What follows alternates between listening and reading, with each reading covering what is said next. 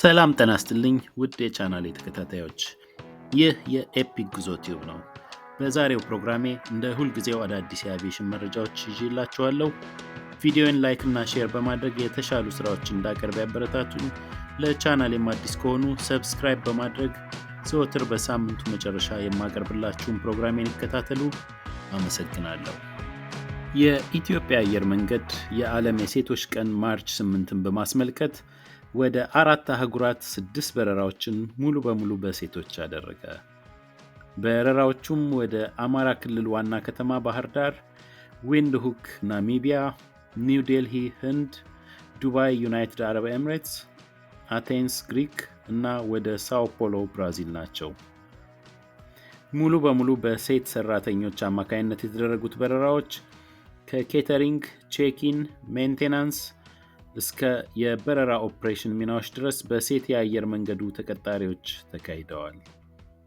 በአብዛኛው የመዳረሻ ከተሞች ላይም የአየር ትራፊክ ቁጥጥርን ጨምሮ ለበረራዎቹ አቀባበል ያደረጉላቸው የየሀገራቱ ሴት ሰራተኞች ነበሩ። በዕለቱ ከተደረጉት በረራዎች መካከል ወደ አቴንስ ግሪክ በተደረገው በረራ ላይ የአየር መንገዱ ምክትል የማርኬቲንግ ፕሬዝዳንት ራሄል አሰፋ፣ የአየር መንገዱ ከፍተኛ የአስተዳደር ሰራተኞች፣ አትሌት መሰረት ደፋር፣ አርቲስት ዓለም ፀሐይ ወዳጆ እና ሌሎች ታዋቂ ኢትዮጵያውያን ሴቶች ተገኝተዋል። የኢትዮጵያ አየር መንገድ የዓለም አቀፉን የሴቶች ቀን በማሰብ በሴቶች ብቻ የሚደረጉ በረራዎችን ሲያቀርብ የአሁኑ 9ኛው ጊዜ ነው። አየር መንገዱ እንደገለጸው የሴቶችን ሚና በዓመት አንዴ በሚመጣ የሴቶች ቀን ማክበር ብቻ ሳይሆን በተግባር የተደገፈ ሊሆን ይገባል። ለዚህም እንደማሳያ የአየር መንገዱ 40% አጠቃላይ የሥራ ኃይል በሴቶች የተገነባ ሲሆን ለሚቀጥሉት ዓመታትም ከዚህ በላይ ይጨምራል ተብሎ ይጠበቃል። አየር መንገዱ ዕለቱን ከበረራዎቹ በተጨማሪ በታላላቅ ደማቅ ዝግጅቶች አክብሮ ውሏል። ከፍተኛ የመንግስት ባለስልጣናት፣ የአየር መንገዱ ከፍተኛ የሥራ አስፈጻሚዎችና ተጋባዥ እንግዶች በተገኙበት አየር መንገዱ በስካይላይት ሆቴል የግብዣ ፕሮግራም በማዘጋጀት ዕለቱን በማሰብ አሳልፈዋል። ወደ ሁለተኛው መረጃ ሳልፍ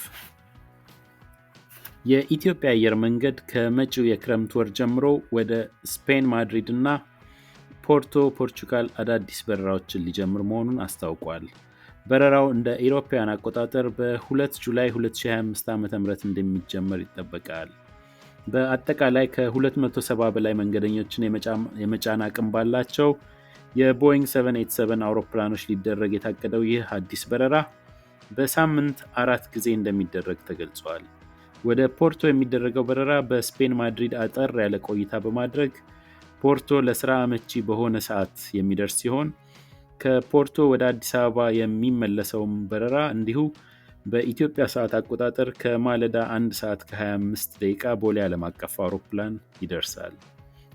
ከፖርቹጋል ዋና ከተማ ሊዝበን በመቀጠል ፖርቶ የሀገሪቱ ሁለተኛዋ ትልቅ ከተማ ናት። ታዋቂውን የዱሮ ወንዝ በመያዝ የተንጣለለችው ይህች ውብ ከተማ በወይን መጠጥ ምርቷም ከዓለም ታዋቂ ነች።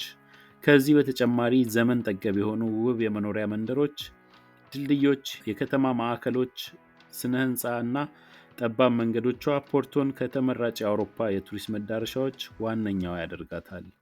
የኢትዮጵያ አየር መንገድ ወደ ማድሪድ እና ፖርቶ ከተሞች የሚያደርጋቸውን በረራዎች ጨምሮ በጥቅሉ የአውሮፓ መዳረሻ ኤርፖርቶቹ ብዛት 20 ደርሰዋል። እንግዲህ ውድ የቻናሌ ተከታታዮች ለዛሬ ያዘጋጀውላችሁ መረጃዎች ይህንን ይመስላሉ። ቪዲዮን ከወደዳችሁት ላይክ እና ሼር በማድረግ ያበረታቱኝ። ለቻናሌ አዲስ ከሆኑ ደግሞ ሰብስክራይብ በማድረግ ዘወትር በሳምንቱ መጨረሻ የምለቃቸውን አቪዬሽን ተኮር መረጃዎች ይከታተሉ።